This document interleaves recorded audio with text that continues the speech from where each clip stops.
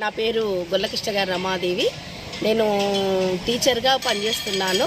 అయితే రీసెంట్గా ఇప్పుడు ఈరోజు నేను రిటైర్ కావడం అనేది జరిగింది. నా సర్వీస్ మొత్తం కూడా 36 సంవత్సరాల 1 నెల 11 రోజులు.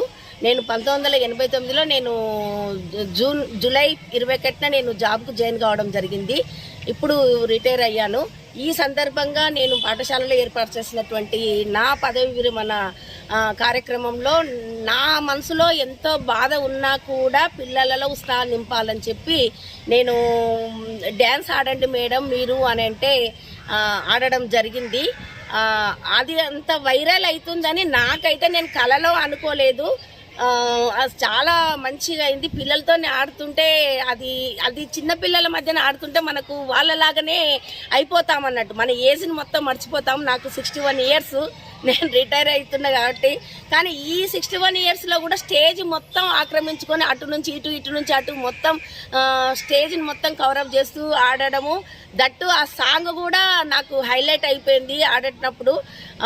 ఏదేమైనా కూడా ఈ సందర్భంగా నేను పిల్లల మధ్యన ఇప్పుడే కాదు, కల్చరల్ యాక్టివిటీస్కు నేను ఇన్ఛార్జిగా ఉన్నాను కాబట్టి యానివర్సరీ డే కానివ్వండి, నేను టీచర్స్ పిల్లలకు సెల్ఫ్ గవర్నమెంట్ డే కానివ్వండి, ఎక్కడ ఏ కార్యక్రమం, బతుకమ్మ పండుగ కానివ్వండి, అందరినీ కూడా గ్రూప్ వైజ్గా చేసి నేను డ్యాన్సులు ఆడిస్తాను. దానిలో భాగంగా టీచర్లు అసలు జంకుతుండ్రి డ్యాన్సు అని అంటే, అలాంటి టీచర్లను కూడా నేను స్టేజ్ మీదకి రప్పించి వాళ్ళతో కూడా డ్యాన్సులు ఆడించడం జరుగుతుంది కూడా.